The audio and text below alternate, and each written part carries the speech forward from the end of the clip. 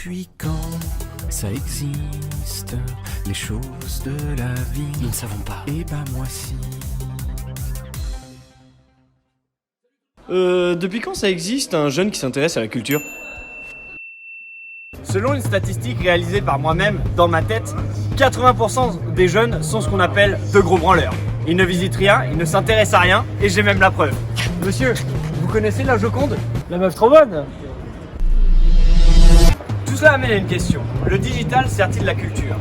Et selon Catherine Henley, il faut se rendre à Bourse pour répondre à cette question et rencontrer le créateur de l'application Baludique. À Bourse, il y a des scooters, des parkings, des gens pressés, Excusez-moi. Non, mais je n'ai pas le temps. très pressés. Nous sommes venus voir Driss. Bonjour, je m'appelle Driss, je suis l'inventeur de l'application. Il a grandi dans un quartier cossu du 1er arrondissement parisien. Il a ensuite, après avoir passé sa jeunesse à rêver de liberté, décidé de se lancer dans un master spécialisé en tourisme durable. Et en 2015, l'application est sortie sur toutes les plateformes de téléchargement. C'est génial. Faute de budget, on a dû réaliser notre interview dans le métro.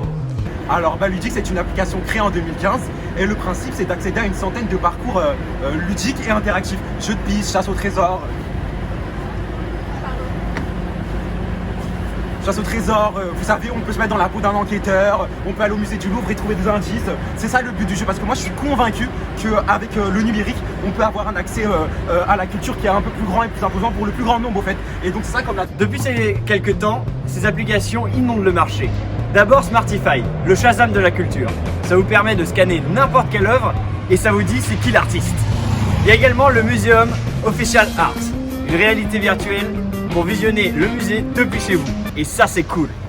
Depuis 2009, c'est 525 applications muséales et patrimoniales qui ont été créées en France. On voit donc que le digital est au service de la culture. Et la preuve que ça marche. Monsieur, vous connaissez la meuf bonne? Ah, la Joconde.